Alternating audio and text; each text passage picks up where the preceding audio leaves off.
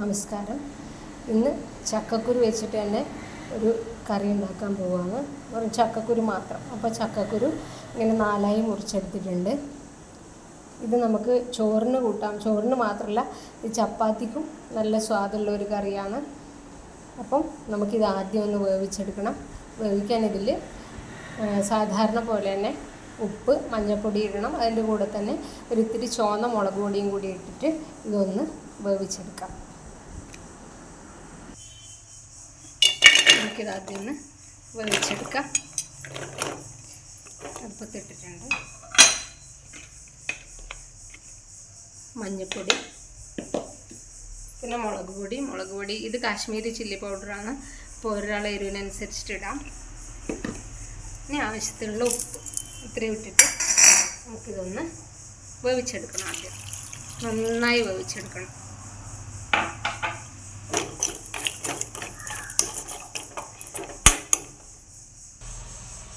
ഇനി ആ ചക്കക്കുരു വേകുമ്പോഴേക്കും അതിന് നമുക്ക് ഒരു അരവ് വേണം.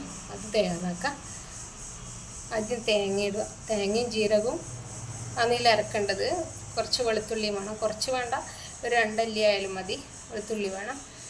അത് ലാസ്റ്റ് ഇട്ടാൽ മതി. ആദ്യം നമ്മൾ തേങ്ങ ഇട്ട് കൊടുക്കണം. ഇനി ആവശ്യത്തിനുള്ള ജീരകം ഇട്ട് കൊടുക്കുക.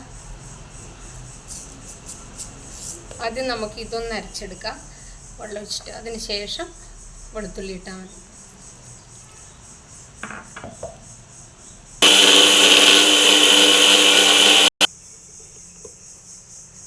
അത് നന്നായി അരിഞ്ഞിട്ടുണ്ട്. അതിലേക്ക് ഒരു 2-3 അല്ലി വെളുത്തുള്ളി, ചെറിയ അല്ലി ആയതുകൊണ്ട് ഞാനൊരു 3 എടുത്തിട്ടുണ്ട്.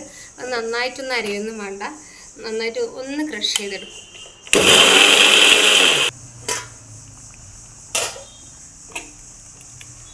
ഇത് തിളക്കുന്ന സമയത്ത് നമുക്കൊന്ന് ഇതിൻ്റെ ഉപ്പും എരിവെല്ലാം നോക്കാം. എരിവ് അധികം വേണ്ടവർ ഈ സമയത്ത് ഇട്ട് കൊടുക്കാം. എന്താ വെച്ചാൽ നമ്മൾ അരവിലൊന്നും എരിവ് ചേർക്കുന്നില്ല. ഈ ഇടുന്ന മുളക് പൊടി മാത്രമേ അതിന് എരിവുള്ളൂ. അപ്പം നന്നായിട്ട് ഇപ്പം തന്നെ ഉപ്പും എരിവും എല്ലാം നോക്കിയിട്ടൊന്ന് ഇട്ട് കൊടുക്കും. ഇതിൽ ഞാനൊന്ന് ഉപ്പും എരിവും നോക്കിയിട്ടുണ്ട്. അപ്പോൾ ഇതിന് എല്ലാം പാകത്തിനുണ്ട്. അധികം എരിവ് വേണ്ടാത്തതുകൊണ്ട് കറക്റ്റായിട്ടുണ്ട്. അപ്പോൾ ഇത് നന്നായിട്ടൊന്ന് വെന്തുടഞ്ഞ് വരട്ടെ. അതുവരെ നമുക്ക് വെയിറ്റ് ചെയ്യാം. ചക്കക്കുരു വെന്തിട്ടുണ്ടോ നോക്കാം. ഇത് കയ്യിലോണ്ട് ഉടക്കുമ്പം തന്നെ വെന്തതുപോലെ തോന്നുന്നുണ്ട്. ഒന്ന് നോക്കാം. ഇതാ നന്നായി വെന്തിട്ടുണ്ട്. ഇനി നമുക്കിതിലേക്ക് അരവ് ചേർക്കാം.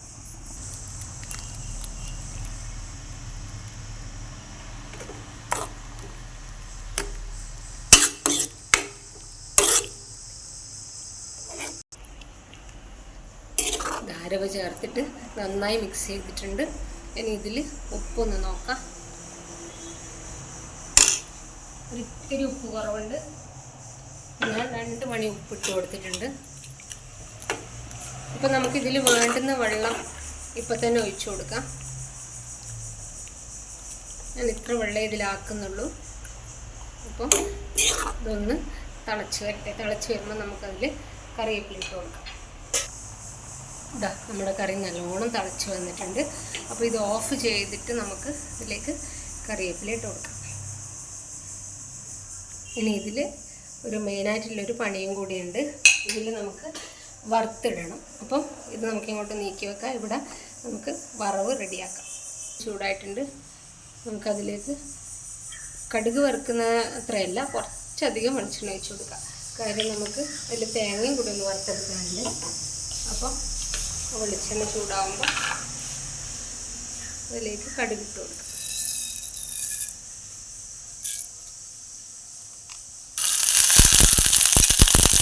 കടുക് പൊട്ടി അതിലേക്ക് തേങ്ങ ഇട്ടിട്ടുണ്ട്. നന്നായി നമ്മൾ മുളേഷ്യത്തിന് വറുക്കുന്നത് പോലെ, മുളേഷ്യത്തിനല്ല കൂട്ടുകറിക്കെല്ലാം വറുക്കുന്നത് പോലെ ഈ തേങ്ങ ഒന്ന് ബ്രൗണായി വരുന്നത് വരെ ഒന്ന് വറുത്തെടുക്കും.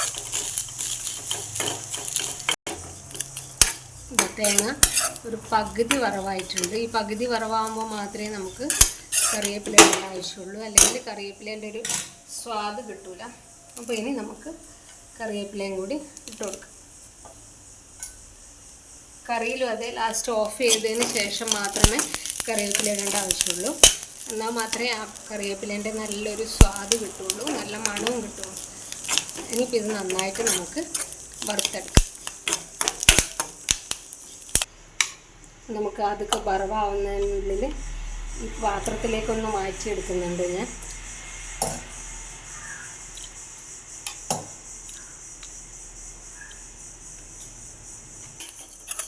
ഇത് നല്ല പാകമായിട്ടുണ്ട്. ഇനി ആക്കിയിട്ടുണ്ടെങ്കിൽ കരിഞ്ഞു പോകും. അപ്പോൾ നമുക്കിത് ആ വറവ് ഈ കറിയിലേക്ക് ഇട്ട് കൊടുക്കാം.